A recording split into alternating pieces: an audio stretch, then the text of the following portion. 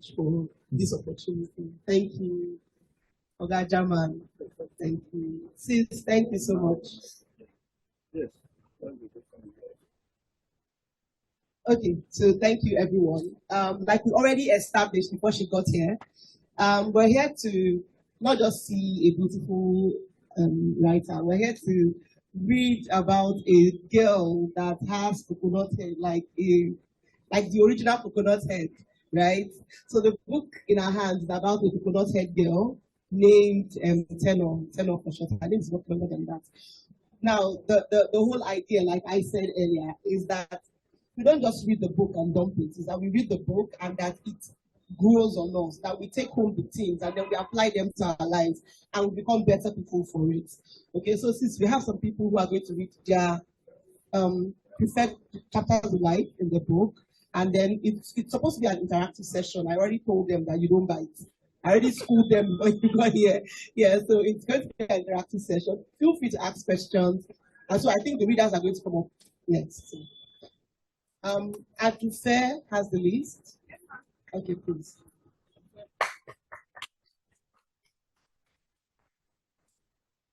Who's reading first? Good afternoon, everyone. Welcome to the trip.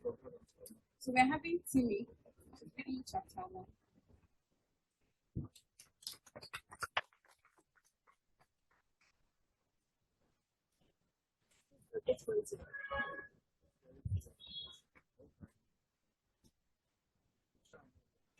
Good afternoon, everybody. Okay, so I'll be reading chapter 1. The title is A Girl is Born. She twisted and turned in her bed, clenching her teeth to avoid screaming her lungs off. The pain was excruciating. Tears rolled down her cheeks as she held tightly to her husband's arm. Then Kamali was in so much pain, she thought her end was near. She was tall, light-skinned, and gorgeous, deep dimples on both cheeks. She kept her hair natural. It was a very thick, black, and long hair. Fondly called Denka, she was the dream woman of every man's fantasy. At least every man in the beautiful African village of Kaminwanaga. Every man wanted her, but her heart was set solely on one man, Bebame.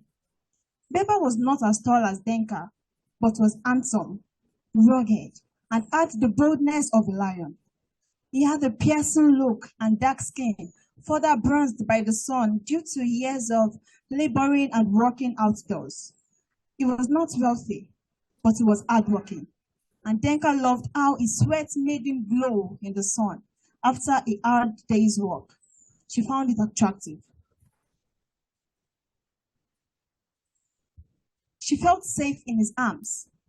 In Beba, she found a provider, a soulmate, and a protector. Today, however, even the man in her life, her protector, her husband, could not take away the labor pain she was feeling. She did not expect the pain to be that much, but she had to be strong. Denka could not afford to cry too loudly so that her neighbors would not have cause to laugh and call her weak. Bebami tried to calm her down, but his efforts yielded little results. I can't take this anymore, Denka grunted out to Bebami. Get the midwife now, Beba. She was ready to have the baby. So Beba ran out to get the village midwife, an elderly woman in her 70s. She had been a midwife for 4 decades and was responsible for the birth of 90% of the children in Kaminwanaga. Beba returned with the woman and her 2 assistants and had to wait outside because it was a taboo for a man to be in the same room with his wife during delivery. As he waited expectantly and paced anxiously, some neighbors joined him and offered words of comfort and encouragement. Inside,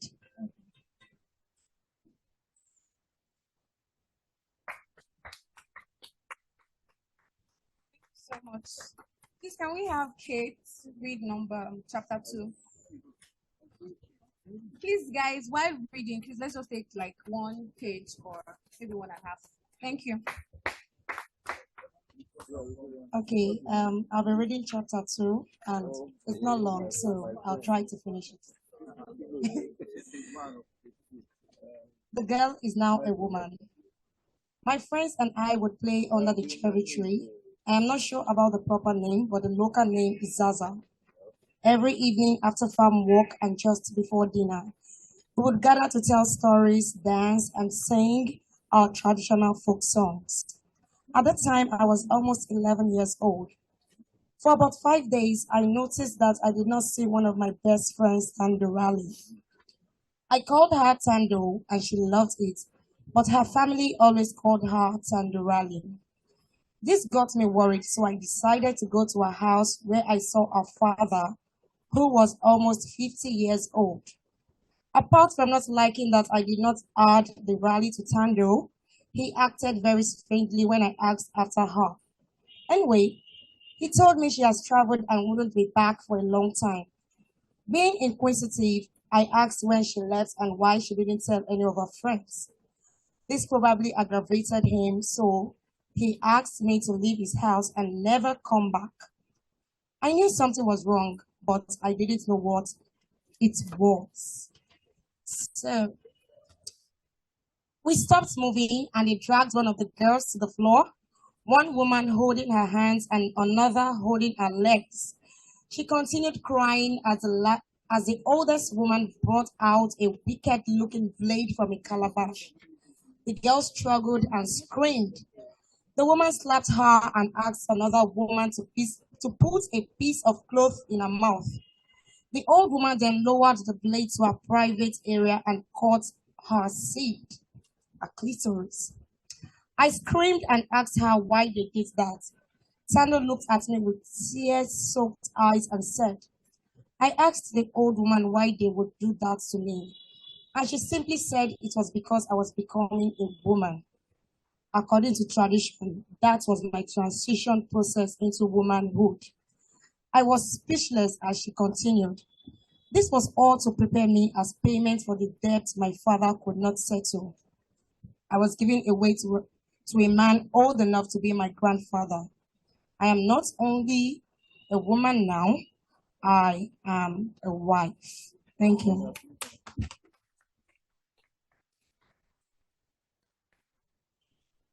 Thank you, Kate. Please, can we have Bimbo? Chapter 3. Bluetooth disconnected.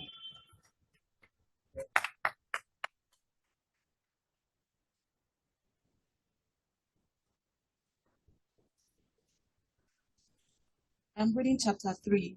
I'm starting from under the star. Starting under the star. Banta and I knew we had to cut our time on the farm in half. We snuck out and ran as fast as we could to get the white morning sun. Sorry, white woman.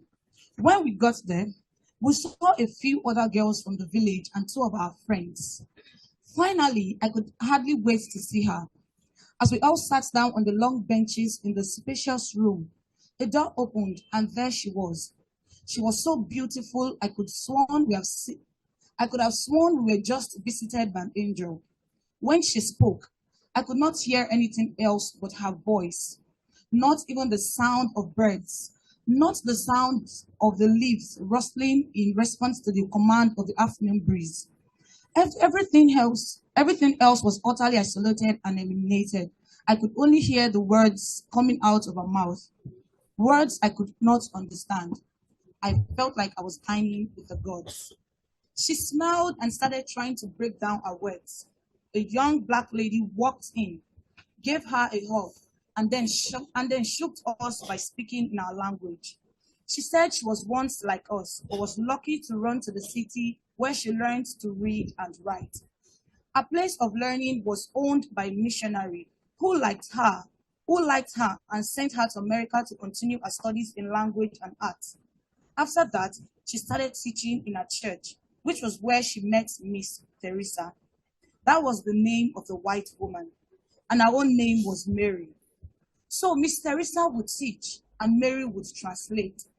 Before we left that day, Miss Teresa looked at me and with those angelic eyes and asked, "What is your name?" Mary helped to interpret and I responded excitedly, "My name is Tenmo Diba, but I like it when people call me Tenu." As Miss Teresa smiled back and rubbed her soft hands on the side of my face, I melted like shea butter beside firewood. I was ready to learn. I was ready to be free.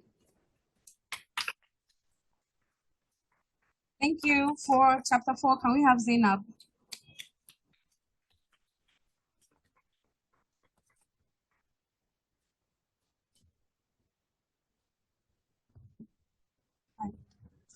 My journey begins. I have been so busy with school and other chores I have to do. Guess what? I can read and write, at least to a certain degree. Oh, please, don't give me that tiny smirk. Celebrate with me. Roll out the drums and tambourines. Raise your voices and shout with joy to the mountaintops because you don't understand what it means for someone like me to read and write. In your society today, it is normal for children to grow up learning to read and write. However, in Kamiwanaga, I learned to read in the shadows, hiding away from the prying eyes of tradition. A tradition that would not give me access to education, access to my ticket to freedom. Anyway, Miss Teresa liked me very much, and our relationship was becoming more like that of a mother and a daughter. One day, I asked her why she treated me as special, and she said I was the most promising girl in her school. She often wondered why I was extremely determined and eager to learn faster than others were.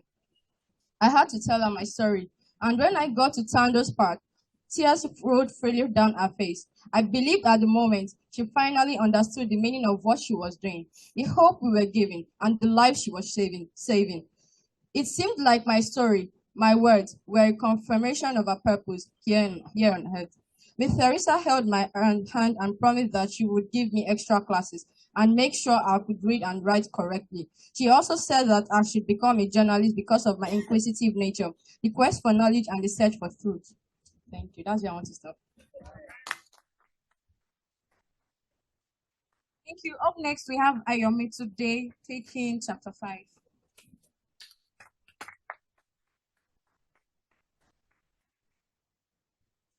Good afternoon, everyone. Bright lights. The city was different from what I had heard. Everything was high speed. There were lights in the streets and tall buildings trying to get to the sky. Women dressed like Miss Teresa and Miss Mary, but some were dressed in a way that was not appropriate for a woman. All of a sudden, I felt so small and insignificant in this big place. Don't get me wrong. I was very excited and hoped for the best. Since I didn't know anyone there, I decided to walk around for a while. By sunset, I noticed people were tripping in and out of a store at the end of the street. I walked in and asked for the owner, who then came out and asked what I wanted. I told her about my situation and how I got to the city, but she walked me out and asked me never to return. Is this how people in the city are? I wondered. As I walked out, I saw a long bench by the side of the building and sat on it. I was so tired that I dozed off. By the time I opened my eyes, it was a new day. The shop owner, who obviously saw me asleep on the bench on our way home the night before, asked me to come inside the shop. That was how I got my first job as a shop attendant. My salary was shelter and food. The store owner began to like me, and before I knew it, she got me nice clothes and took me to get my first perm. I knew I had arrived. I was a city girl at last and had found a place to start chasing my dream of becoming a journalist. I knew I had to start from the bottom up, and I was ready for my humble beginning. I had hoped for a life in the city where I could become anything. This was it.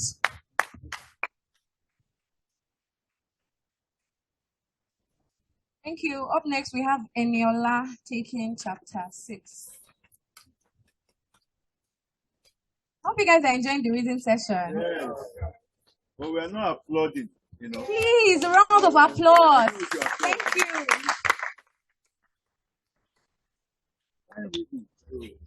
All right, I'll be reading chapter 6, A Ray of Hope. I'll be reading from the second part of it. I slept in a small wooden building at the back of the printing press, which was like a mansion compared to sleeping in the streets. It was a Saturday morning, and I was about to go outside to buy a loaf of bread for breakfast. As I got to the gate, the security man handed me a letter.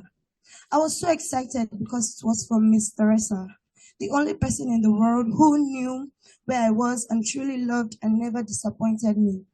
I hurried back to my room and opened the envelope. As I read the letter, it seemed like the words were fading, black dots moving around and blurring my vision. Miss Teresa informed me that Banta, my dearest friend, took her own life after enduring rape from her husband, to whom she was sold. This must be a dream. Oh my goodness, not Banta too. Why didn't I take her with me? Why didn't I help my friend? What kind of friend am I? What kind of life is this? What if she was a boy? I can't think. I can't write. I can't breathe. It felt like someone just drove a 7-inch blade through my heart. The pain, too much pain, excruciating. Sunday morning came. I was sitting on my mat, staring into space, lost, confused, angry, and sick to the stomach, all at once. I hadn't left my room since I read the letter. I couldn't muster the strength to eat. The security man knocked on my door and told me someone wanted to see me. It must be from my boss. Who else knew me or where I was? I came out looking horrible. I was hurting and hadn't taken a shower or combed my hair, but I didn't care. What was Mr. Jacob doing here on a Sunday? He saw me and was concerned about my look. He begged me to get in his car so he could get me something to eat. Why should I? He was just another man like every other one I had encountered. From my experience, no man gave anything for free, so I wasn't interested. Please, Mr. Jacob, I'm not having a good day, so if it's not about work, can I go back inside? Wait a minute, he pleaded. You don't look very well, and I just want to make sure you are okay. I promise. Please let me take you out to get some good food, real food. His voice had a very familiar calmness.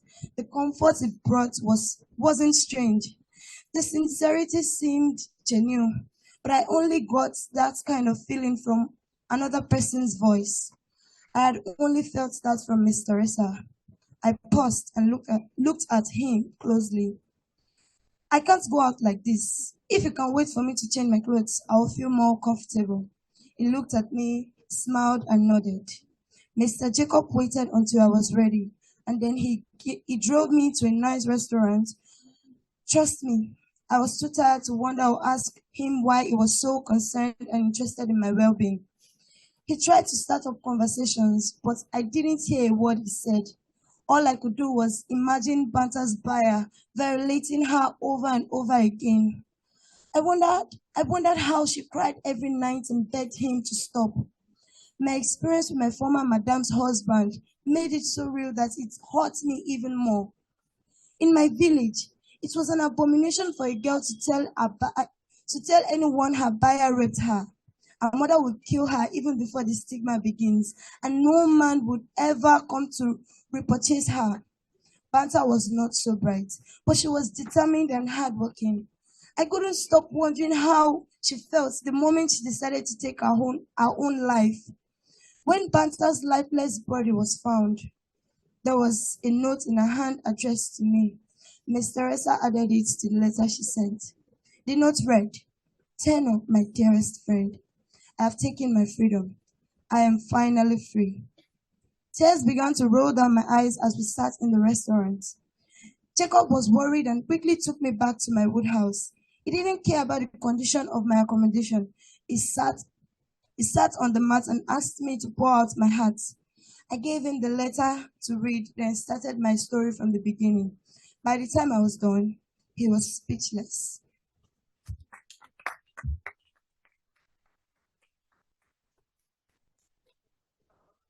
Hi, everyone again. So by now, we all have an idea of this book, right? I already told you that it was about a very coconut head girl, and you already know who she is. And so next, we're going to come to you, sis. We'd like you to read your introduction and tell us a bit about your writing journey and why you wrote this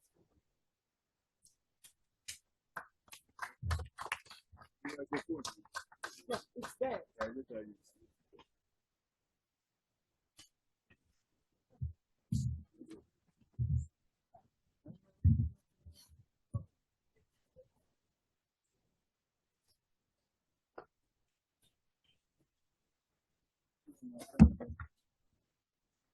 Thank you very much. I'm going to read my introduction. When I toyed with the idea of writing a book and sharing my thoughts with the world, it was supposed to be a fun, playful storybook. That would have been much easier for me to write.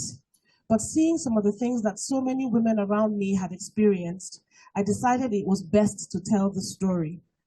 Being born a female in Africa is more challenging than it might be in other parts of the world. As an African woman, I've seen and spoken with women who have been through significant challenges. From birth, their challenges were unique simply because they were born and raised in Africa. I have merged some of these stories through the life and the eyes of a female character. I believe this book will propel you to act or be more aware of the plight of the African girl. And I hope you will enjoy this book as a story with a mission. Thank you. Okay. So I always wanted to be an author. I always wanted to write a book. But like I always say to people, I thought that my first book would be a love story. Those of you who have followed my Nollywood career, you can tell that I'm always lover girl and I'm always crying. So I thought, okay, that's the kind of book I would write. And I said, if I don't write that, I'll probably write a story about me because that's what's in vogue, right? Everybody's doing biography. But I thought about it, I'm like, my life has not even taken another turn. It's just, I'm how old that I'm writing biography? What have I done? So I started working with an organization called Project Alert. They deal with domestic violence survivors, and they have a shelter. And I started working with them, and I met a lot of women at that time from different parts of Africa, and they shared their stories with me. And some of their stories stood out so much. It just grabbed my attention. I was in so much pain for them.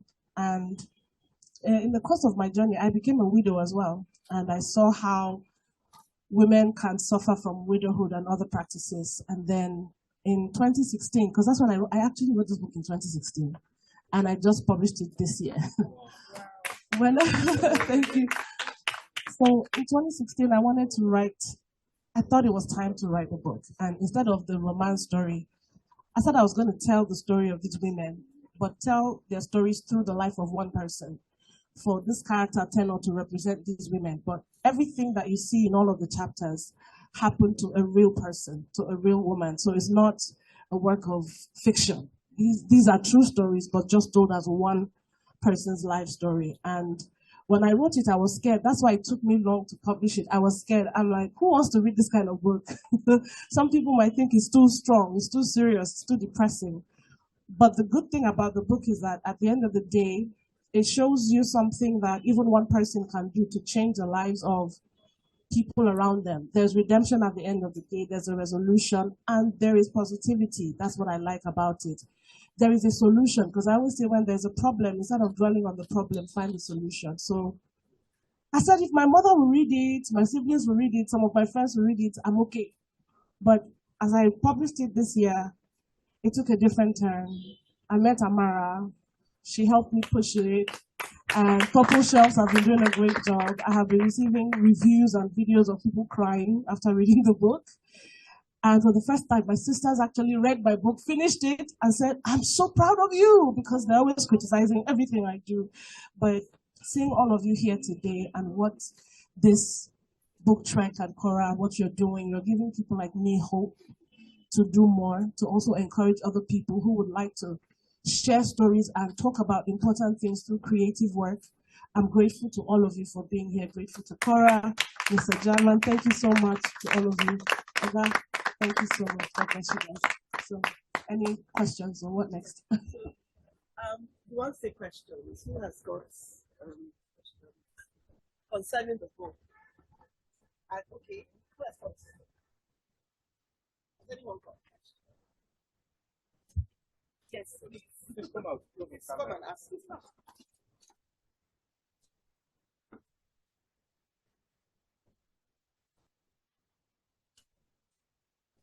afternoon. Thank you for this wonderful piece of work that you've done. My name is Paul, by the way. My question is from chapter 8, No Time for Tears. When I went through that, particular chapter, the question just kept coming to my mind. At the end, the package was taken out, right, by Jackie, Tenor's friend, and they took the package out. So the question is, if Tenor and Jackie and the other two ladies had already prepared the package, I think convinced Jacob to sign it prior to his death, why still keep the package in the house where Jacob could have been sober at some point and discovered the package instead of taking it out and waited until he died? So I wrote that not just because of someone else's experience, but because of my own experience as well as a widow. When you are faced with something that could happen with your spouse, knowing that your spouse is a drug addict, a wife beater, different things, a lot of things you want to prepare and keep, especially when 1,000,001 people are advising you, do it like this, package it like this, hide it like this. But at that point, your priority is not, this man will die and I will do this. So you're not thinking about things like that. You're thinking, okay, I've taken your advice, but let me just keep this and focus and see it. Because deep down, if you read it very well, you will notice that she may have wanted the man to stop beating her, stop taking drugs. She didn't hate him. He was the love of her life. But at that point, she's not thinking, oh, let me hide, because that would be preemptive. Like, I'm expecting that, he should die. Or if he's sober, he will look for it and he'll find. She already knew his routine, so that was not her focus. Her focus was on something else. Her mind was somewhere else. Did I answer that question? Thank you. Another question. Where are the ladies? If I don't ask the question. Thank you. So this question is a general question. I related with the parts in the book, chapter 13, when the women stood up and to fight against the injustice and everything. So, I'm in support of everything that is written in that book. I'm in support of women to the extent that there was a day I was in the bus and then I didn't really know who made that mistake, whether it was the woman driving the G-Wagon or the bus I was inside. But someone now told the driver that, sorry, now woman, leave him. Now I was like, no be saying a woman. Check, I'm sure now you did wrong, I've been actually did wrong. No be saying now everybody now equal. So now, the thing is, books like this are very strong and can make a change in the society.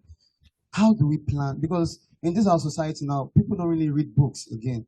You get? So how do we plan to, bring to the awareness of people that there is power in reading books? Like, this is key. If you look at other movie industry, like I know Hollywood, and they do movies that, you find it in the movie that it's all about book.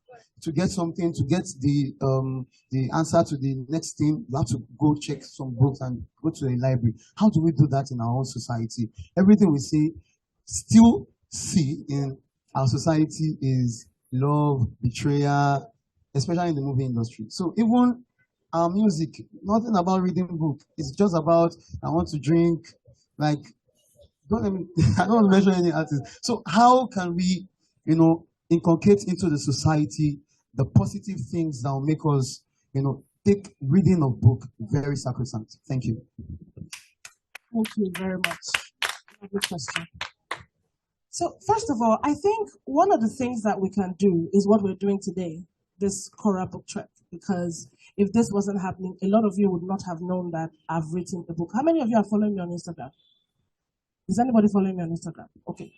Did you know that I released a book? She didn't know, because we post things every day and they pass. Before you get to see it, the algorithm is upside down. So if not for this, she probably wouldn't have known that I wrote a book like this. So this is one of the ways we can start to spread the word about reading. And then not just waiting for events like this. even in your own communities, in your own neighborhood, if you can gather younger people that look up to you, that like you, those kids around, and sit with them and get books that you feel might, help their minds to grow. That's how I teach my daughters as well. And I say, gather 3 or 4 of your friends. You guys sit down and have fun with it. I have a book club where we just read books, different books every month. These are little things that we can do. And I understand the times that we live in. Unfortunately, the attention span of people now is almost zero. So reading, sitting down, that's why I make sure that this book is small. You can read this 2.5 hours and you're done.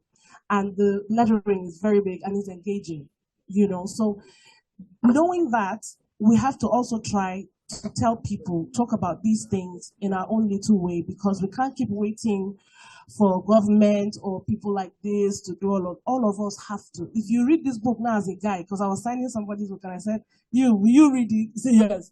If you as a man, if you read this book and it says something to you, if you have a sister, a friend, a female friend somewhere in school or something, say, have you read this book? Take my copy, read it, let's talk about it. That is another way of engaging people, because these things will be lost on us, on our generation, if we don't keep pushing.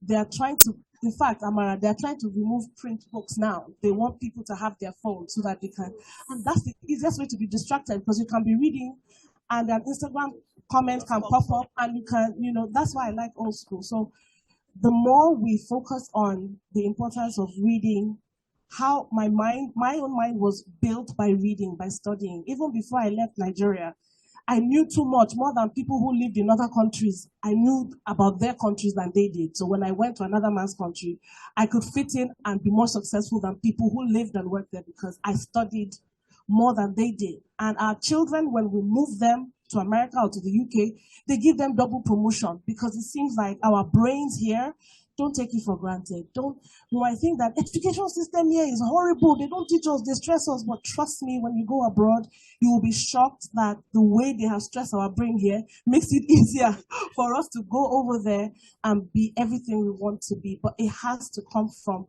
dedicating at least 30 minutes to an hour of your whole 24 hours to reading something meaningful. It doesn't have to be a serious book. It can be something fun, but as long as you keep reading, you'll be shocked at what will happen at the end of the year.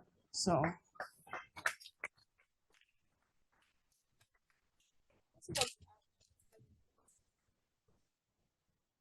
Okay, so I also want to add, how many are we here? About 40, we're over 40. If everyone makes a post about this event and we use a hashtag, Mama It's a Girl, and we tag her, imagine what that would do for our smaller circles. So people that I don't know, she knows people that. So if we all make posts about this book and if 10 people from here post on TikTok, another 10 do on Instagram, we'll be creating more awareness for the book. So I really want to encourage us to, make posts on the book so that more people can hear about it and more people can read it. And then if you read, please be proud to show off that you read.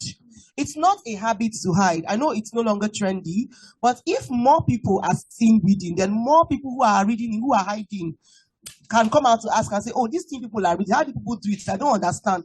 But if I look around, I see that nobody around me is reading. Well, I'll just flow with what. So we need to be bold. We who understand the value and power of books, we need to be bold about it, and so that we can bring more people into the fold. Thank you very much for that question. Does anyone else have another question? Finally.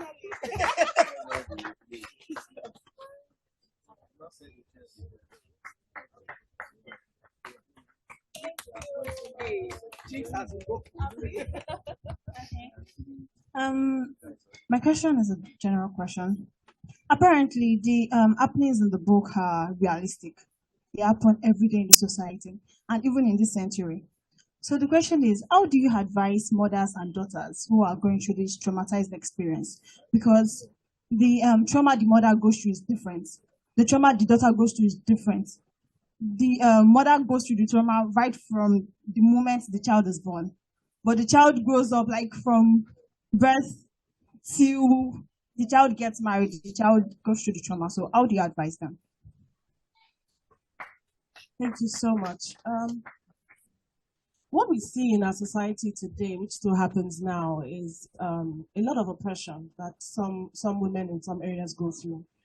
But if you notice, you read the book, and if you see what happens, for example, widowhood practices, when people say, oh, women are fighting men, the truth of the matter is, when it comes to widowhood practices, it's not the men that do those things to women. It is the women, the older women, that make the young widow sit on the floor, drink the water from the dead body, cry, do this, do that. It's the women that do it to the younger widows. But why do they do this to the younger widows? It was done to them. And so they believe that this is tradition. It's passed down from generation to generation. You have female children. Why do they follow tradition that doesn't make sense? They're not educated. They're not allowed to go to school. The male children are allowed to go to school. But for the women, once you're like 10, 11, they start preparing you for marriage. That's what it is. You go, you get married so that your parents receive money. They don't have to feed you or take care of you. That's done. But the boy is, advised to go to school and learn because he will take care of his family. The reason why these things keep happening as a cycle is lack of information, lack of awareness. And if we who know better, who know the truth, don't create awareness with these things, nobody will ever do anything about it. The power is in our hands. That's why at the end of the book, the women had to stand up for themselves. It wasn't a man that came out from anywhere to stand up for them. They stood up for themselves and said, no, now we know the truth, now we know better. You can't stand against us. We want to have a public school for girls, those girls that have not had the opportunity to get an education. But now we have the power of information in our hands. This generation, it is time. This is why we have technology. This is why with one post, 1 million people can see something. Something can go viral. But unfortunately, we're misguided thinking that the kind of things that we should post are glamorous things or shaking here or doing all kinds of things. And I'm not saying it's a bad thing to post fun stuff. But imagine if everybody here once a week you dedicated to posting about the importance of educating a girl or giving somebody a book or reading. I'm doing Reading Wednesday, Read With Me. If we do something every week, follow an organization that takes care of domestic violence or girl-child education or something and repost for them once a week in your story. That is you making a difference. That is you contributing. Because if we sit and say, small me, who am I? Nobody knows me. Let all those people do it. Let the celebrities do it. Let the organizations do it. Nobody listens to me. It will never work. But if we all do it together, you can reach those who I don't know. Then we can start making that change. Change cannot occur in one day. It's a community effort. So let's work together.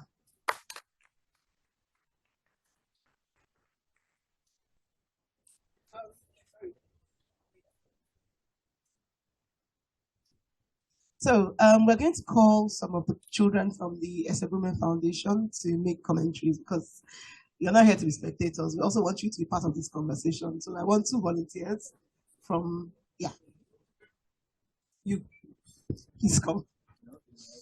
You, yes. Second person should start warming up. So I don't, all of you start I'll just pick anyone randomly.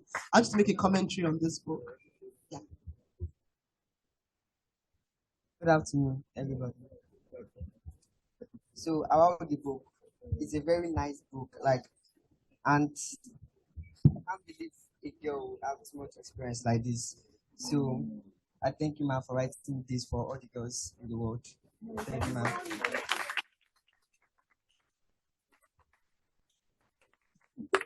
Okay, so the second person, will you just stand up or should I just point at anybody? You're looking away. Good, thank you. Please clap for her.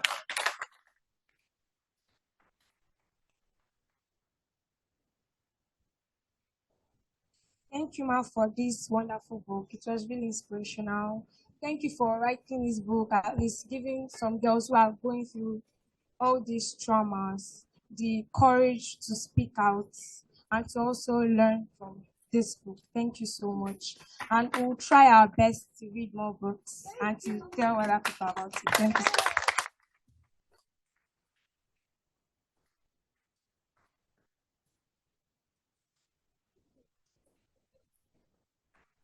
Good afternoon, everyone. I'm not a girl. Yes, I'm not. I don't have the hormones of a girl. But we're all humans. We feel almost the same. in our psychological states. So, what I'm about to say is like a advice or something. So the problem here is just we speaking out when we're in a specific problem. So problem we're having is about speaking out. And when we don't speak out, people don't have to get we don't have to be heard. So what I'm saying is that we should speak out when we're in trouble, we should tell our friends can, bring up opinions for us to attack these particular problems. Thank you. So I want to say thank you very much for the book. Thank you, Lord. The inspiration to me.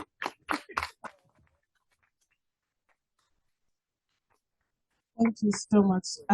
Before Amara takes it, I just wanted to say something to what he said. Thank you so much for making that comment about speaking up. Like I've said before, this is a generation to make that change. If you have a problem, or if you notice a problem happening with someone else, speak up. Sometimes young people say, oh, they don't listen to us. They call us lazy youth. They call us this, they call us... No, trust me, they're listening now.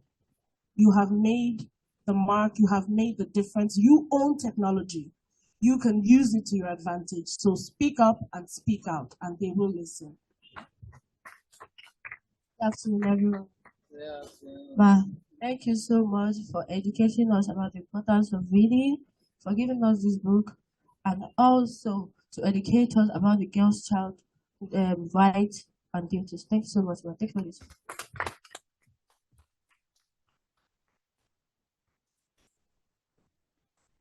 Good day. I want to really thank you so much for this book. This book is really educating, and for me meeting you is wonderful, ma. During the course of your introduction, you said something that I really related with. You said, like in school, at school, when we read, it's like nobody's reading. You are the only one reading, like you are alone. Then the saying, if you cannot beat them, join them, plays out. And that is what I really relate with. But now on, I will try to make people to read. Like I will try. Thank you so much. This is inspiration.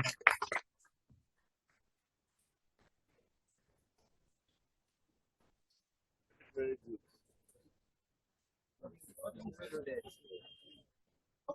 Mr. Stanley has a commentary. Please come.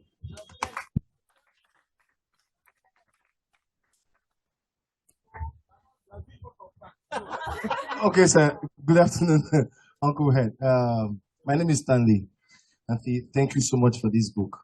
Robert Kiyosaki will say something. The best place to hide something from a black man is in the book. Say we know Sabi, and we know they like read. But now that he's here, being a man from the eastern part of Nigeria, I know what it is to be a man child or a girl child. So when I saw the title, Mama is a girl, I don't know the story where it's coming from. So I will urge the guys, the men, the boys to stand up for our sisters, for our mothers, for our loved ones, because if we can stand for them, who's going to be standing for them? So being the masculine side, we should stand for our sisters, standing for our loved ones, our mothers. So this peace could be a way to unite and make it a wonderful and how do I connect it? A wonderful thing to be a woman. So when you are a woman, you'll be proud to say, yes, I'm a woman. I'm from Africa. I'm from this part of the nation. So you won't have anything to segregate yourself or degrading yourself from being a woman. We all are of God. We are of the earth. So let's make earth a better place for all us women beings, the men and the women. Bless you.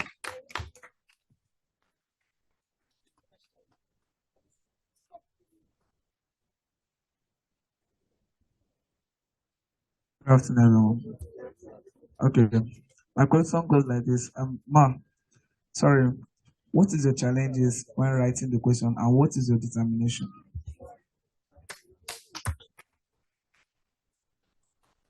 Challenges that I faced was being able to tell the stories in an honest way, but also keeping it creative so that people don't read it halfway and close it. It's sometimes hard when you want to be realistic and tell true life stories, but try to make it entertaining enough without losing the authenticity of it. It's not easy to do that. So that was a challenge. And my second challenge was when I was done with the book and I read it, I was also worried about the reception the book will get.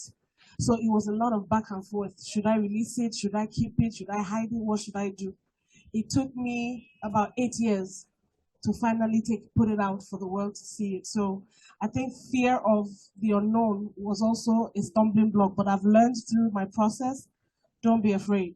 Whatever you want to do it, put it out there. Those who will relate to it will gravitate towards you. Your audience will find you.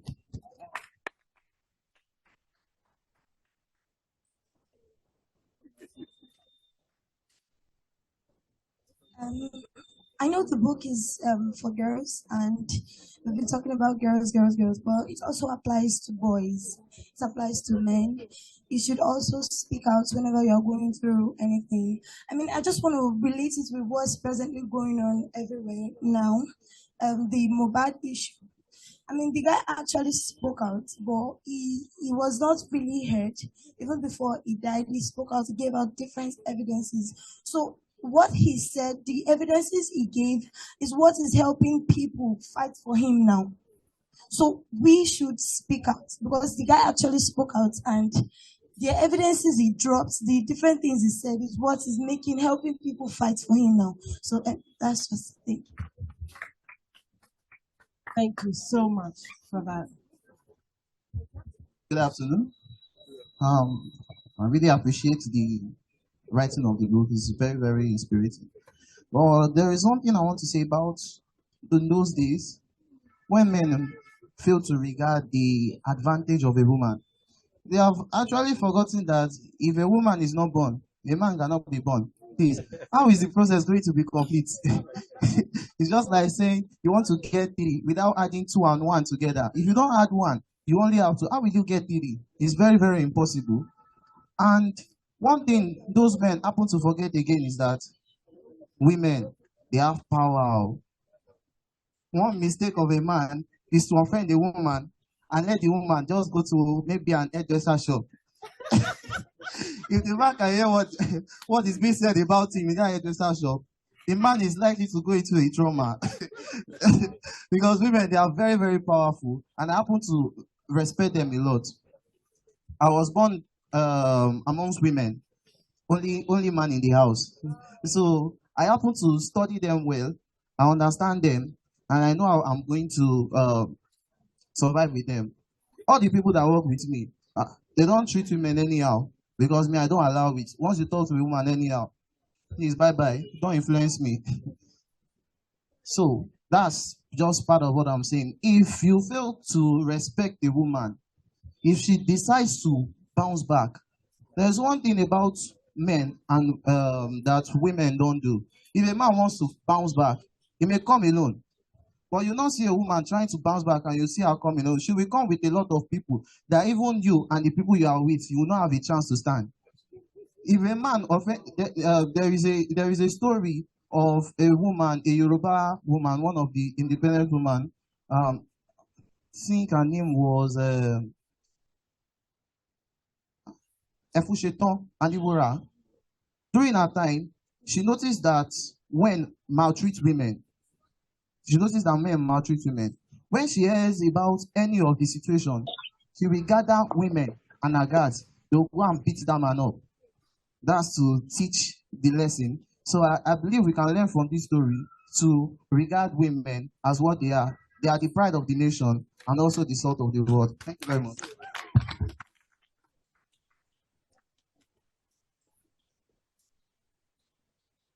Thank you so much. Thank you so much, everyone. It shows that we are really enjoying the session, and we'll take more questions later. So for now, please would like the author to read her favorite parts of the book. Okay, well, we want you to read.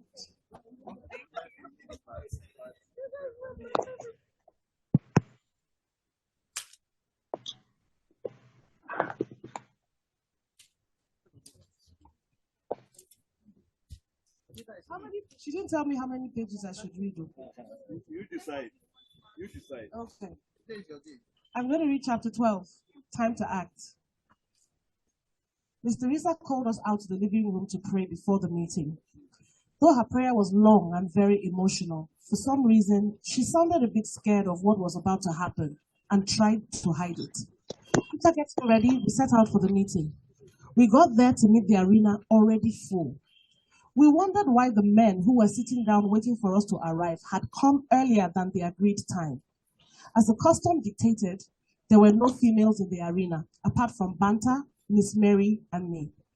Regardless of age, women were not allowed to be present at meetings, let alone become members of the Council of Elders. The men usually met to make the decisions, and the women had no choice but to abide by them. Being considered foreigners, Mr. Rita and Jackie were not allowed into the arena, so they sat on the bench outside, waiting. I started my speech by greeting the elders and the men present, and then went on to talk to them about the project. My first mission was to explain and educate them on the rights of women and young girls based on what I had learned from the developed world. I tried to make them see why child marriage and depriving the girls of a proper education were destroying their lives. They needed to know the benefits of educating girls and allowing them to contribute to the village's growth. After saying all that, I then told them about my project, a tuition-free all-girls school in Kamiwanaga, where girls learn to read and write in English, no basic calculations, science, social studies, history, and art. All I needed was their blessing to proceed. I had already bought the land, finalized the building plan, and commissioned the builders. When I was done, the spokesperson, who happened to be the man who wanted to marry me as a child, stood up to speak. He started yelling at me without deliberation and told me that I was a disgrace to the village. He asked me who my daughter's father was because he was sure I didn't even know. Then he made it clear that they would never allow anyone to come into the village to change their traditions and culture. He also said I had no right to bring the white man's way of life to destroy their daughters' minds. The next question he asked me got me angry, but I controlled my anger because my daughter was already scared. He asked me if I had circumcised my daughter, and emphatically I said no, and it will never happen to my child because I know better. The whole arena almost went up in flames as the men started yelling. I immediately asked Miss Mary to take Banta outside because it was getting out of hand. I wanted her to have an opportunity to speak to the elders and tell them what she had been learning. I wanted them to see the benefits of educating young girls, but things quickly went south. As she was taken outside, I was ready to face these men without fear because I was not about to back down. I didn't come all the way from Canada to be scared of by these old men. I will stop there.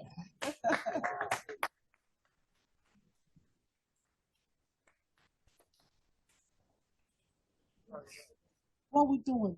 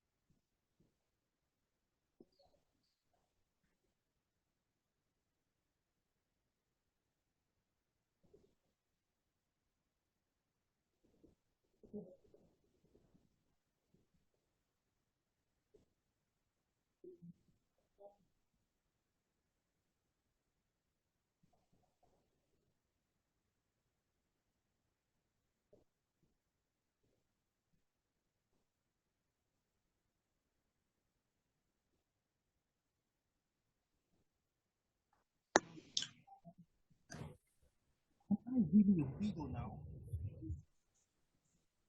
Just a few hours after the news of Jacob's death had spread, people started trooping to the house from all over the city and nearby villages. They were all claiming to be members of his family. I recognized some of them from the wedding party. The others could have been aliens because I had absolutely no recollection of them whatsoever. He never told me about or introduced any of them to me. Jacob sold the orphan and only child story to me, and I bought it with all my savings. Ah, Miss Teresa, I should have listened to you. I was not alone, thankfully. Jackie was right there with me. Jackie was right there with me. She was counseling. We had all become sisters who stood by one another through thick and thin. Jackie came to me and whispered the most powerful words I've ever heard. She said, "Toyin, as you weep for Jacob, you need to be very observant and vigilant. This is the time for you to be strong and wise. Identify those who are on your side and those who will use this opportunity to destroy you. These people should start making their demands, but you have to go into your room and bring the package before they start. I will come to your house and keep it in a place where no one else but you will have access to it. Jackie, and I brought out the brown envelope grabbed it and that she wore. Because she had gotten so many other women in similar situations. She gave me a big hug and told me to start crying again, and I walked out of the room. So I started crying, and she acted like she was comforting me as we walked back to the living room.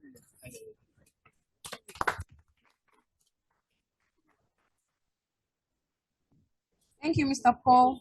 So now we have Ifeoluwa taking chapter 9. Shall we make it like 3 paragraphs each? Thank you. So I read chapter 9. Back to my roots. I thought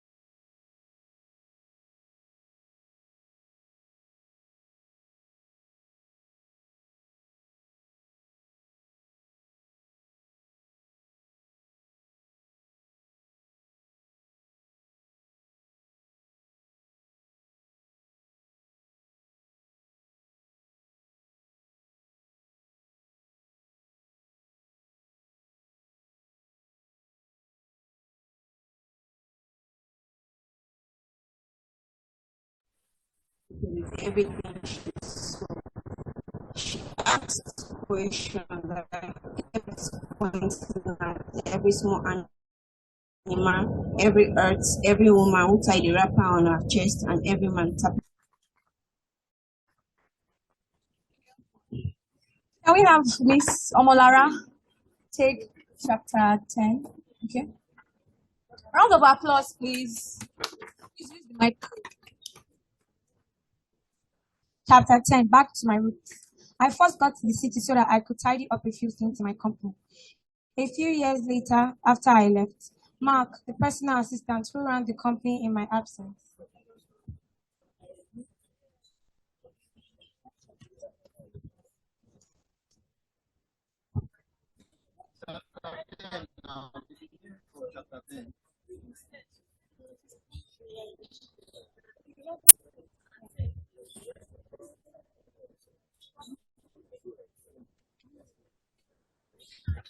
okay.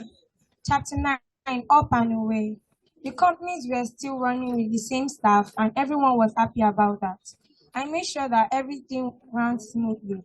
I also made the personal assistant, Mark, the new managing director, because already advanced and I had some complications. Jackie advised me to have the baby in the United States of America, where they would take better care of my baby and me. I applied for an American visa and went for the interview. They asked me so many questions, which I answered to the best of my knowledge.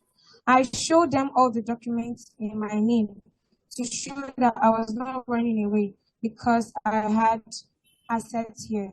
Then I told them about my pregnancy complications with supporting documents from the doctor and the American hospital I had communicated with. I was I was denied the visa, and all I was told was, "I am sorry, ma'am, you don't qualify for the visa." I was very disappointed. I was very disappointed.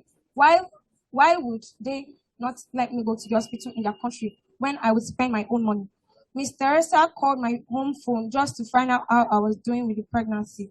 She also gave me an update about Kamiwanaga. We now have one full center in the village owned by a man who came from the city. That was great news because I didn't have to wait for weeks to get my message across to her. She also said that this same man set up 3 film viewing centers where the villagers could pay some money and sit in the small room with only 7 people.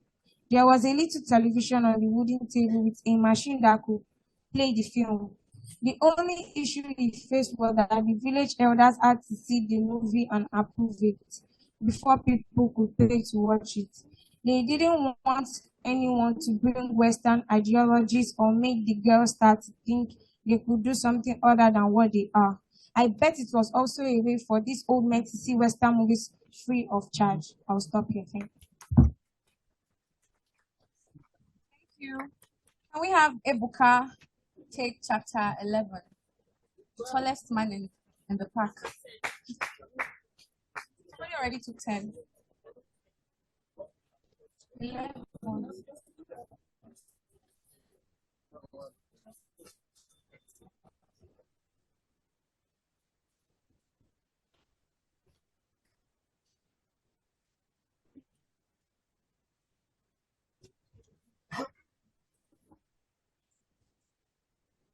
Good evening, everyone. My name is Chukwebuka. So I'm taking chapter 11. Ms. Teresa had already hired the right people to start working on the project. It was as if God provided everything I needed to make this come true. She got grants from several organizations in America and Canada to help kick off the project.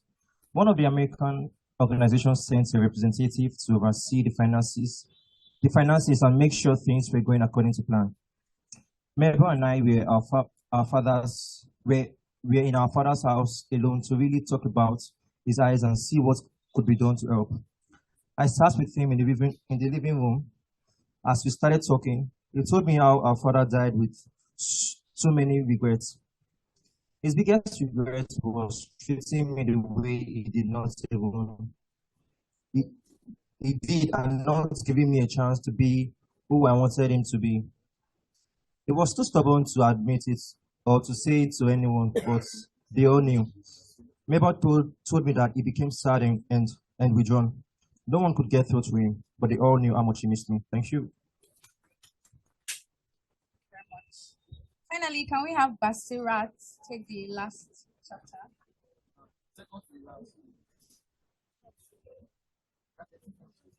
She's taking chapter 13. Good evening, everyone. Okay, this chapter is changed as "Come." 7 days after the showdown with the Council of Elders, the day we were to leave the village, all the young women and young girls gathered in front of the market. They were ready and determined to change their narrative. I stood there in front with my daughter Banta, my mother, Miss Mary, Miss Teresa, and Jackie. It felt so unreal because I had neither witnessed nor heard of such a thing in my village. We were about to make history.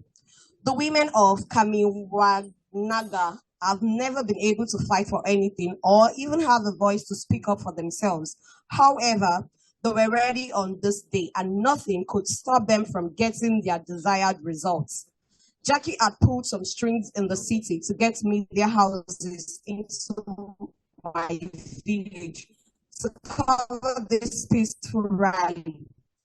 I didn't know that she teamed up with Miss Terry, the city media. When the press arrived, my mother explained to the other women that this rally would be witnessed by the whole world. Oh my goodness, you will not believe the excitement it caused. Even those who could not speak proper English were willing to go in front of the camera to tell the world why they were out to speak today. My mother led the rally and started chanting things that the women would respond to or repeat. Something like, Repeat after me. Enough is enough. Enough is enough. Enough is enough. Enough is enough. Let our daughters learn. Stop cutting girls. Thank you.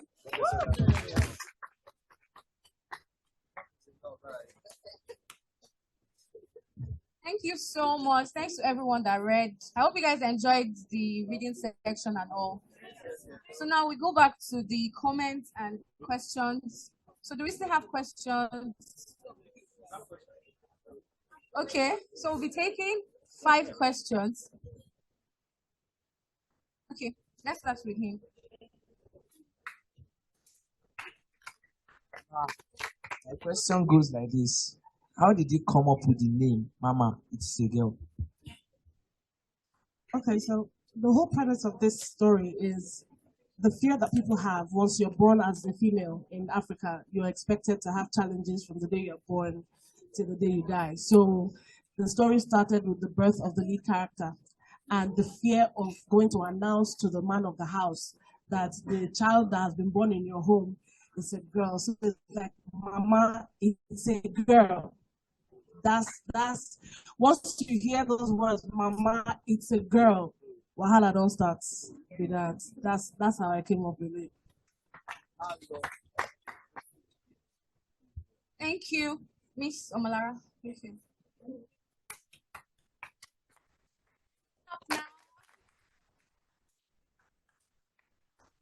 afternoon, everyone. Good afternoon, ma'am. Okay, so I write as well, but I've never get to complete a book. So I'm going to describe myself as a very lazy writer. So my question is, for someone like me, and I know there are many out there also with such challenge. You know, the inspiration keeps coming, but you have a whole lot of things in your mind, and then the distractions is just everywhere. So what advice would you give me? How can I, focus on that? Because it took you a whole 8 years. You know, you might have be distracted or say, oh, I don't want to do this again. But what kept you going? So what are the tips that can help me to be able to realize my dream? Thank you. Okay, great question. So it took me 8 years to publish, but it took me 2 days to write. And I'll explain why. It sounds crazy. I've never described myself as a great writer. I have a magazine and I'm editor-in-chief. I also write some articles, but it's a struggle for me to write. So this is how I did it, because my writing is crap, as far as I'm concerned. I used a voice recorder. She was with me in the living room. I sat down, I used a voice recorder, and I just started talking. So I talk better than I write. So I started talking, and I started narrating the stories that I wanted to tell inside my tape recorder. And when I was done, I now took Post-it notes, those colored small Post-it notes. I started writing each category. If I talked about Ticket to Freedom, Up and Away, this, that, I was writing them in my Post-it notes, and I just put them on my wall. And I said, okay, how do I want to tell the story? I looked at my Post-it notes and I said, this has to come before this. This is the birth. This is growing up. This is meeting Mr. Lisa. And I just followed that. And I just listened to my voice recorder and I started typing. And when I was done typing, it was time to edit. I'm not the best editor out there.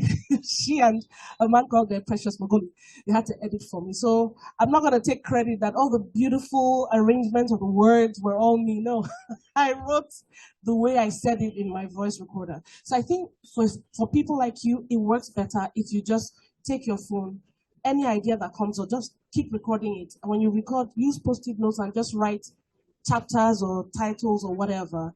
And when you have time, listen to your tape recorder and just start typing it. If you don't like to edit, like I don't like to edit, they have apps that they use. Somebody else can do the editing for you, but just keep going. So I like to finish it before moving to other things. I don't like to may I rest, may I think another one. No, I want to think it through, but say it in a device so I don't forget. I think that helps me, so it might help you too. Right? So somebody asked a question online. A person asked, Kamiwanaga, is it a real place or a fictional name? What inspired the name? Now let me explain myself. So these women that I spoke to, that I'm telling their stories, they're from different parts of Africa. So what I did, I wrote down the names of their countries, their communities, and I took letters from each of them to make up Kamiwanaga. All the names in the book, I did not hear it from any real person. I made up the names.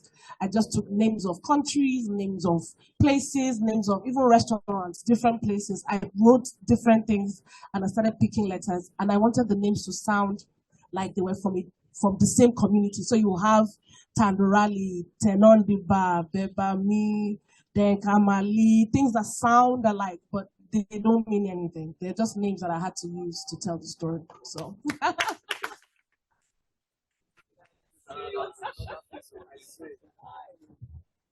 So, good afternoon, good afternoon, everybody. So, there's a part of the book whereby Tenor was raped by her boss's husband. And nowadays, if people get raped or something like, because right now, not only girls get raped, even boys get raped. And sometimes people think that, okay, it's only girls that get raped. And they also say, oh, what was she wearing? Where was she? Why did she not notice the signs? And all those things. And also, when our boss asked her that, oh, why are you not seeing your menstruation again? And she had to explain, and her boss was furious, and she lost her job and lost everything. So please, and even me too sometimes, because sometimes too, about me, because of it's the normal thing most people do in Nigeria. The first thing they do is ask questions, because most times make person cower back, and sometimes it leads to depression and some other things. So please, can you please help us, and can you enlighten us more on what to do in this kind of situations? Unfortunately, we live in a society where things like rape, domestic violence, early child marriage, girl child education, and the rest of them. But I believe that things are changing gradually because, for instance, I know that in Lagos State, they have a domestic violence unit, and they're trying to be as active as they can. I also know that sometimes when rape cases are reported, the victim is victimized even more and ask silly questions. And now I hear they ask you to prove that you were raped, as if you put camera and wait to be raped. I don't understand that. And which is why I do what I do. But like I said, I can't do it alone. We all have to do it in our own little way. I use my voice. I use my book. I use my magazine. My magazine is a social justice and lifestyle magazine. Every opportunity I get to do something, I speak up about it. I enlighten people about it. I educate people about it. I talk to the people in my village. I talk to my uncle and I say, you have these people who are Igwe of this place, chief of this place, chief of that place. Some of these people are our relatives. They are friends. They are fathers. They are uncles. We have to keep talking to them. We have to also learn to teach our children, both men and women, boys and girls, teach our children how wrong it is to touch somebody when they do not want to be touched. Because if we raise people who know that this is, crossing boundaries, because right now, a lot of people, if you go to the market in Nigeria, when I lived here, you enter Yaba, enter technology, anywhere, they will be hitting your bomb, come and buy, find get, just that. And if you smack their hand away, what thing they do you be JJC, they come market. And the other women there will look at you and tell you, na so it be, na so market be, you need to strong. Because it's their norm. But it is not your norm because you know different, you know better, you know it is wrong. And these are the things that trivialize these things. If you can hit me, touch me everywhere in the market, what's the big deal if I pin you down? That's how they see it. So when it happens, they tell you, now only you self will go wear this thing.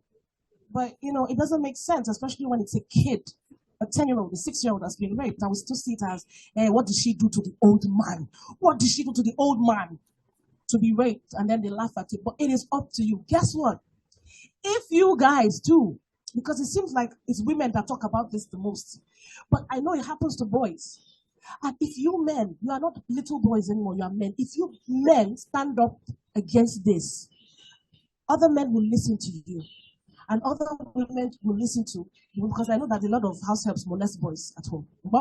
But imagine a world where the men themselves will stand up and say, any man that touches somebody without their consent, Nobody will talk to you. Nobody will come near you. We will boycott your shop. You will be disgraced. We will post your face. We will mess you up like your reputation is gone. Because in America, they register you, sex offenders list.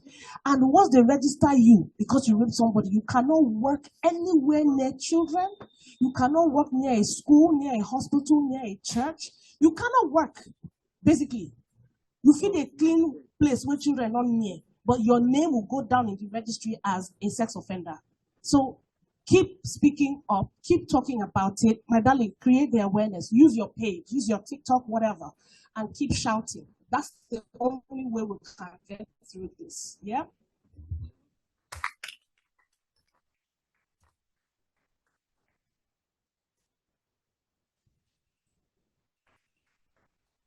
Thank you, ma'am. Good evening, everyone. My name is Shukri Pukot, the big name. Yeah. Actually, I'm not here to ask a question. Here to, like the chairman of CORA said, he said we should start taking charge. Yes. Normally, I'm not a mic person, actually, and I want to say thank you very much, ma'am, for this is a big moment for me. And I'm really proud of what you're doing, and I want to say congratulations. Thank you very much. And I'm showing this to the world. Thank you very much, ma'am.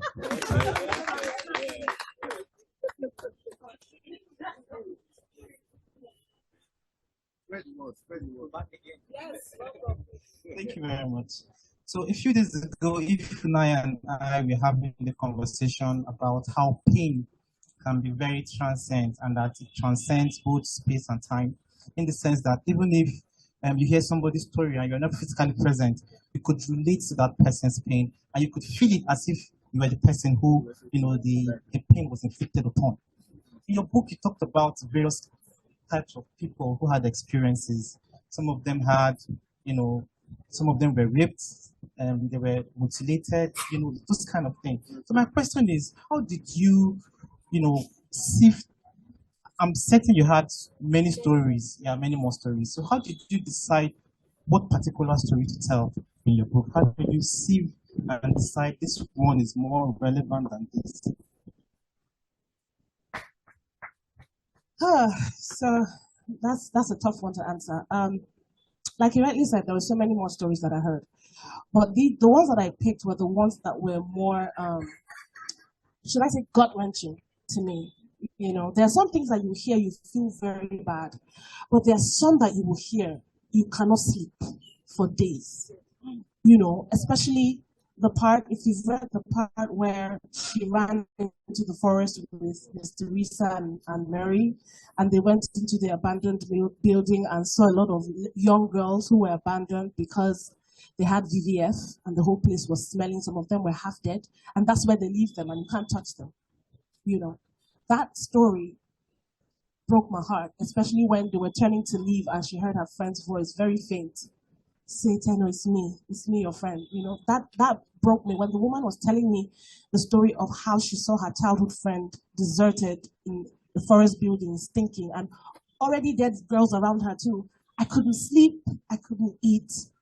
It was crazy. And the other one with her wedding night, go to the bathroom, you want to freshen up for your husband and you knock something down, you don't know it's his cocaine.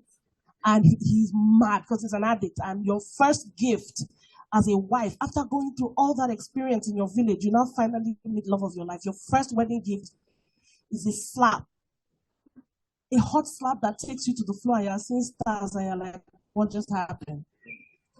Those kind of things you can never forget. And the other stories were not, it's not like they were forgettable, but there's some that would touch you so much that you're like, people have to know because there are people going through this. People have to listen and hear the stories and first of all, know that they are not alone. And then secondly, let people know that these things have to stop. Enough is enough, really. So I also ask God to guide me because it's very, what's the word? It's very sensitive. Most of these stories are very sensitive, especially to people who can relate with it. So I had to be careful to be authentic and I just had to pray for God to guide me to do justice to the stories. Yeah.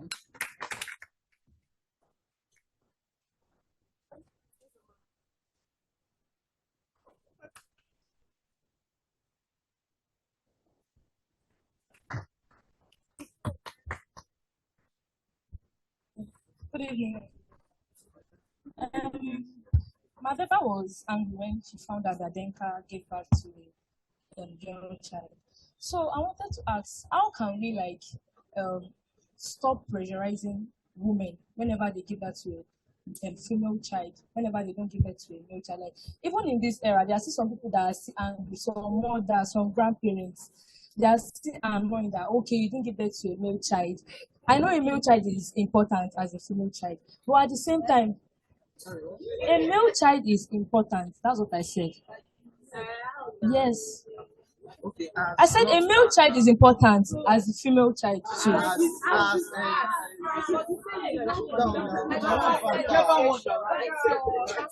male child is important as a female child. So, but at the same time, some women are always, and Denka too was not happy within herself. She gave back to a girl child. So, how can we stop pressurizing women when they keep giving back to a girl child, or whenever they don't give back to a male child?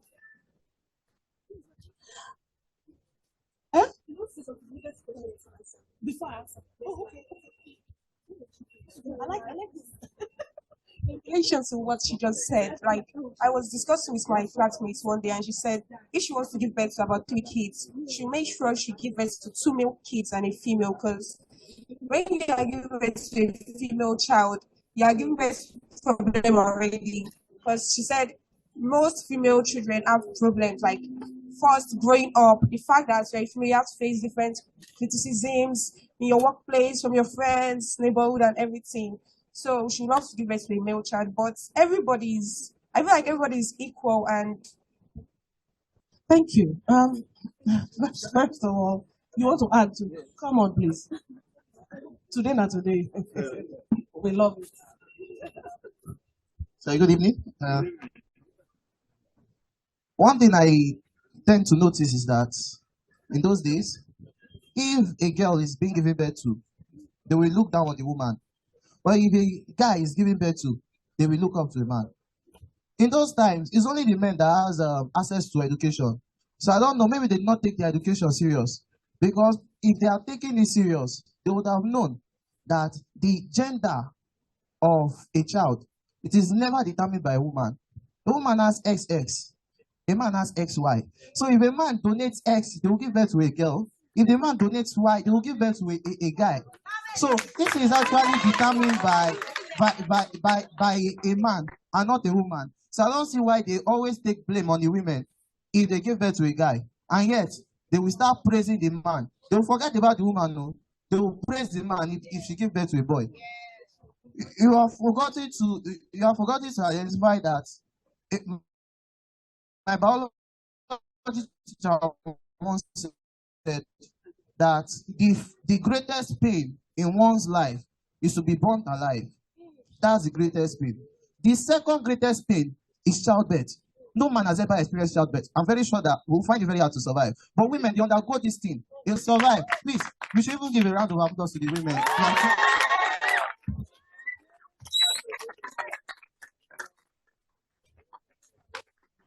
Is there any need to answer the question? I don't think there's anything to add. Thank you very much. I'm very sorry. I used to be an aspiring journalist, so I like asking questions. So, but this will be the final question. So this is it. You know, the other time I came up and I spoke about some things. So I still think about the book. I'm not done reading the book, but this is a story that everyone in this kind of society, Africa generally, we need to know more about this kind of, I'm an actor. So these kind of stories are stories that are needed to be, filmed for people to know about. You understand what I'm saying? So now my one is, I want to ask the question again. How can you help? Because most of the movies being produced today are movies about love, betrayal, and tradition and everything. Do you understand what I'm saying? Movies like this, that, societal issues. How can someone said I look like who killed the chief? Like a title and everything. This is a good title for a novel. Mama, it's a girl. I mean, which means the struggle starts from childbirth. So you understand what I'm saying? How can you help to influence this industry that you are presently in producing movies like this. Since we don't read in this our society, and we are watching movies, let's watch this kind of movies. You know what I'm saying, man? Thank you very much. Thank you. So when I published this book and I released it in America and some people read it, that's the first thing they said to me. Oh, as I was reading, I just saw it in a movie. I was visualizing, and that's what I was hoping to achieve. So I'm praying that God provides the resources that we need to turn this into a movie project. I would really love to do it. Secondly, to what you're saying, one person cannot single-handedly change the industry, but I have contributed and I'm still contributing to the different producers that I speak to and most of the content that's coming out. I don't have control over a lot of content that you see. All I can control is what I can produce. But again, let me say this. In all fairness to the movie makers, they tend to create content that they feel people want to see. When we have films like you're talking about and mentioning, you see that a lot of times it's celebrated, it's hitting box office, it's making millions. But I've seen projects that have been done, projects like one called Dry Leaves that was talking about female genital mutilation. I've seen projects, other ones that you find that are talking about serious issues. But people find it too serious. People find it too boring. It's too strong. I don't want to be seeing all these things. People want a yo. They want romance. They want, we went to rob this place and they killed this person. And then all those people want the thrill of it. But the question will now be, if we start to make movies like this, will it work for the cinemas? Will it work? Will people go out to the cinemas and spend money to see these films? Because you make a film, you want to make profit. So I guess that's why you see a lot of movies are a certain way. But for us to do this, we have to be sure that, we can at least make something out of it. Because it's not easy to put a project together. You're talking millions, But for me, I've never done anything because of money. I always do it based on passion, based on my heart. And I always say I want to leave a legacy. So on my own part, I'm going to try and create good content that will help minds, young people, and, impact you positively. So.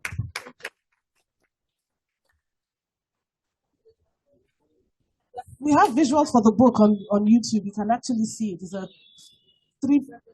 like a 3-minute short on YouTube for Mama Is a Girl. You can see it on YouTube. Try and keep it very short. This is like, my question is that the art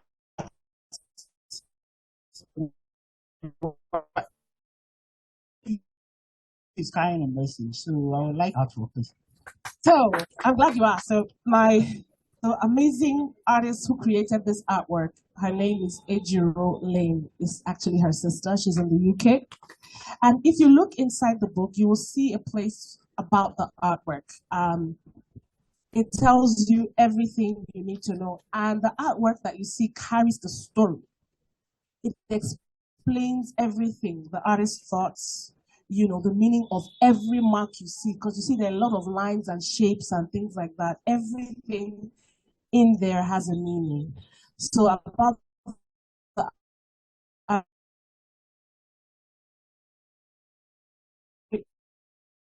intentional about creating this. So I'm very, for her, I think she will see the video. So let's start for 8-year-old. Yay!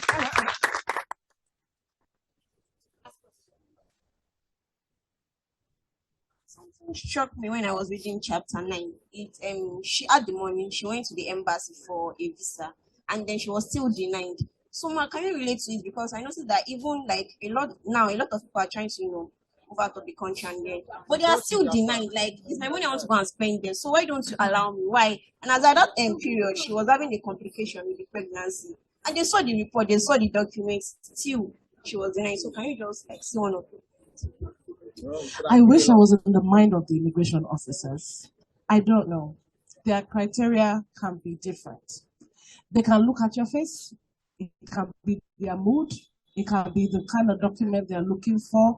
It can be them suspecting that they're trying to do something there. They might have done their research to know that you have family members there that you didn't declare. It can be anything. thing whatsoever. Some people go there and they don't even ask them more than one question.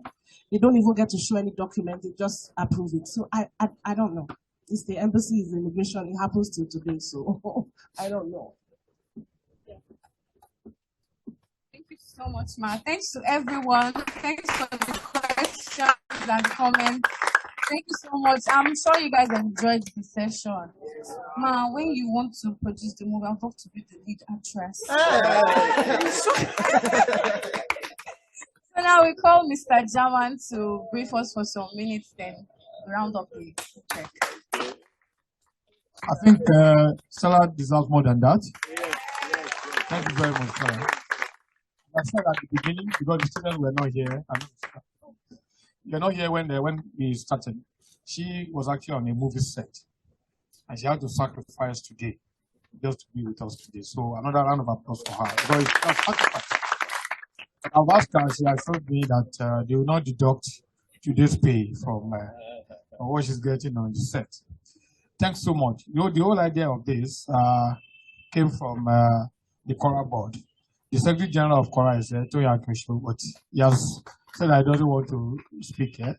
And we have some board members. Ndidi Dike. If you don't know Ndidi Dike, then you don't know anybody. Ndidi Dike, please. International star artist. There's Green Queen. Those of you who have been here during LaBaf. She was there just now. Okay. And the man who has been dodging, who is actually the one helping us to coordinate this whole program, is Ayo Ariba. Ayo Ganiu. Ayo Ganiu stand up. Ariba who is on my mind. That's Ayo who is helping us to do coordination with Paul. Paul has been here, he read and he spoke, and he's a fine man, so he's in his face. So the whole idea of this is that you come around and get books. So we've opened the CORA Library here. That is not ready. I was ashamed to show you, but people said I should just show you because it's not ready. So the student, I've told your teacher, you can take a trip there to see what we're trying to study. It's a library. So if you live around there, you can just walk in. Stella, maybe they will go with you before you leave. With the student, you also want to take picture with you. To see, the whole idea is to turn park into a library. Because Lagos State do so many parks. And you know what? They lock them up. Why? Area boys come to use it for. Because of that reason, instead of looking for solution, they decide to lock it up. So you build a park, all of them are overgrown, apart from the one from Alausa. Because on Friday, you can ambush the governor or the members of parliament and collect money. So it's always busy on Fridays. So we have all these books in our library. There are more, but we just have only these 5. Every person there should get a copy of this. That's what we want to do with this project, for people to have books. The idea is that when we move into one community, you have books in the community. This book, for instance, now is going to the different community where you come from. It means your friend can loan it. You can buy, join book club so that you can let others get the books to read. You understand? That's the whole idea, to make your house have books. Books will become part of the furniture in your house. So to close this, I'll be calling on the chairman to speak, and after that, we do the photograph going on with the students and with our board member. Green Queen just showed up. That's our board member. In fact, Green Queen, sir, before you say, okay. Because she's hosting the next one. Okay. The next iteration of this, next Thursday, the next 28th, I think. Green Queen has been campaigning for environment before I was born.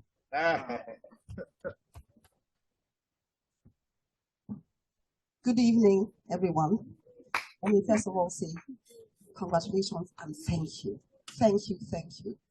I'm an advocate for young girls, young women, and your book so resonates with me and what I do with protecting young people from rape and a lot of emotional and physical harm that's been done to them. Some they don't even know about. So it is such a pleasure to have Mama It's a Girl as one of the BOOKTrek books. Thank you so much. And so the next book trek will be on Thursday, 28th of September. So exactly 1 week from today. It will be in Magodo. You know that a lot of people might not be able to attend, but we do urge everyone to please join us online. We will ensure that you have the details so that you can join us. I'm looking at all your faces, and I'm going to look at everybody's name as well to ensure that you are there. And again, to my board, CORA. I'm a very proud member of CORA. I really do say congratulations. This is such a wonderful thing to having people like Stella and so many other authors that really need to be showcased to young people. And all you young people that are here chose to be here. But the beauty of it is actually the engagement. I was enjoying it. In fact, some of you is like, we should just be here till tomorrow. One, I think, is also because of that's why I said thank you, because it's also because of the topic. You know, people are sharing and people are also learning. And that's the best happen at the book trek. So even when you join online, please, when it's time for engagement, please, I want you to also contribute.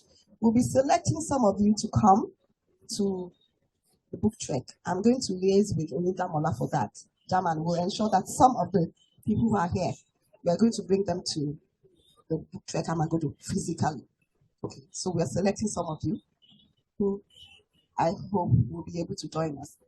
But those who are here, like I said, please do join us next week, Thursday, starting at 10:30 in the morning.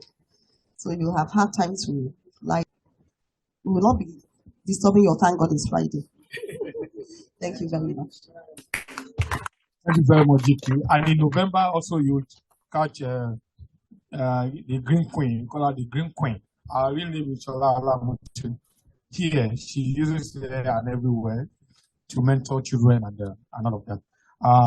These books, they are available. Everybody must get copy. For the school, the Ove Blume Foundation, we pack yours because they are going to go on top.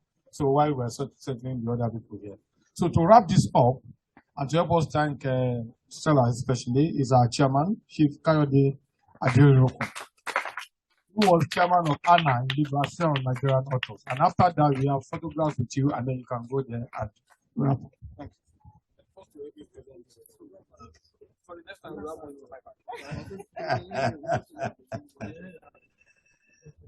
good evening, all. Good evening, sir.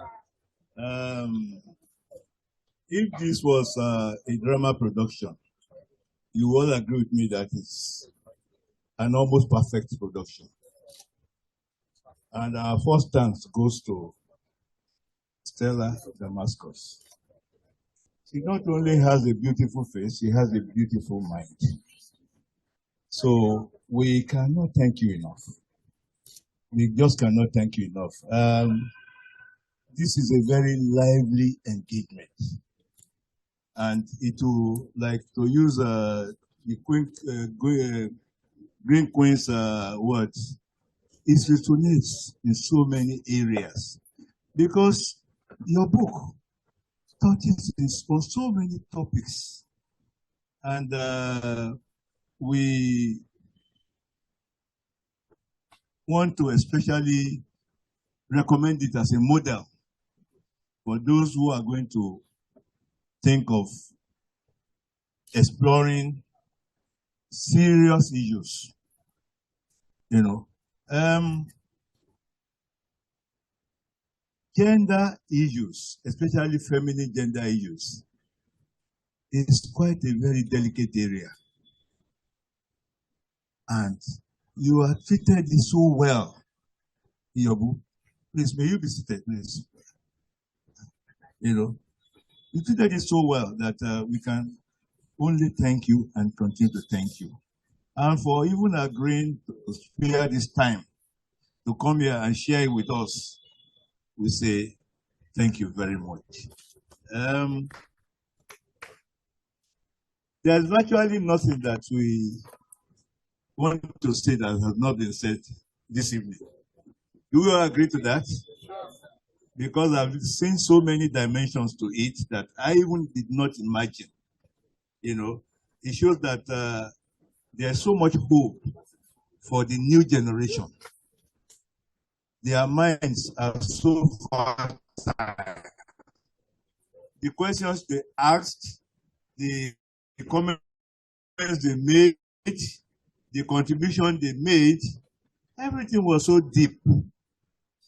And we embraced this occasion. And I was telling them that the person who holds the microphone is the person in control. And I use that as a figure of speech, figure of speech. When it's in your hands, you have the control and the monopoly to direct the movement of your life and the lives of so many other people. So, for sparing all the time to come here today, I will say thank you to you first. I want to recognize, I can see, members of the board of CORA. Okay, they seem to have disappeared somewhere. Board members of CORA. I just want to acknowledge your presence and thank you for the support that you are still giving and you continue to give